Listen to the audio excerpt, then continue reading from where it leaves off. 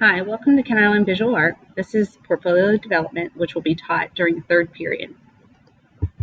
My name is Andrea Schulte. This slide just shows you a little bit of background information about my education and teaching experience.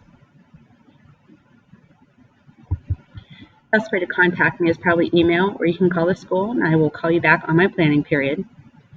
The website's going to be pretty critical for communication, especially for the students, but there's a lot of valuable information there for parents as well. So if you're looking for the website, you can go to kihigh.org, click on teacher home pages up here at the top, search for my name, Andrea Schulte, and it will bring you to this page.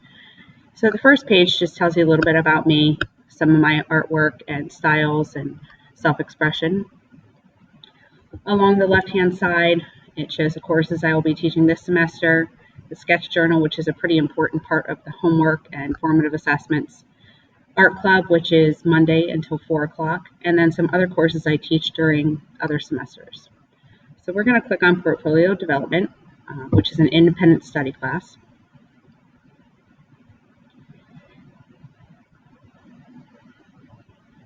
We have a few drawings and paintings here at the top that have been done in independent study courses. But portfolio development is a little bit different. So we're going to click on the syllabus here. The portfolio development class is really geared towards 11th graders and first semester seniors, and it is a process of preparing the students' artwork and resume for submission to college to study in the field of art. It is an advanced course. It is very independently driven. Students have to have more than a basic understanding of the different media types.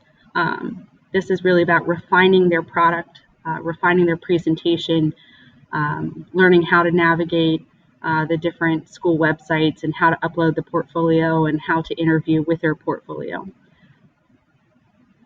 We do try to broaden their understanding, deepen their understanding, and isolate some styles, really consider some of their weaknesses, work on those. But I want to reiterate, this is very independently driven. Students have to recognize those weaknesses, communicate them with the teacher, and then truly work on refining those as a partnership. Students are going to be driving their assessments, so they are also going to be part of making the rubrics for each assessment, as well as how they're going to present that, whether it's going to be digital or a installation or a website.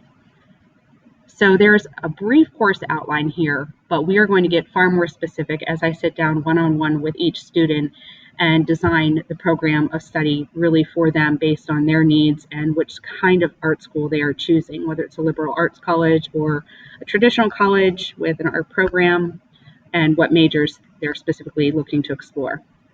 So they're going to need some basic materials, sketchbook with about 50 pages in it, an 11 by 14 watercolor book or multimedia book. All the same rules will apply. Now, these students had to have had some other art courses before, so they're aware of my expectations and daily procedures, tardiness policies, grading policies. All of those are the same from previous semesters. This one just really relies heavily on student-teacher communication, being a partnership.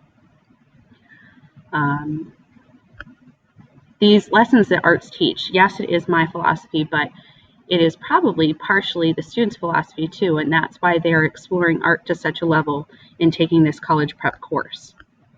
So I would see that if these are aligning with your thinking. The last page is just a sign-off sheet for the parent and the student that you recognize the expectations of this course. It's quite a bit of work. It's a lot of fun, but it definitely is going to be quite a bit of work. I do not have any rubrics here. This is where I would usually put the rubrics for the students, but as I mentioned, students are going to be designing those rubrics. They can collaborate if there's more than one student at a time, or otherwise it's a work in process between that student and myself to develop a rubric that makes sense for the goals they're trying to achieve. If you have any questions or concerns about portfolio development as a course, please feel free to contact me, ask me any questions. Otherwise, I look forward to seeing you on day one.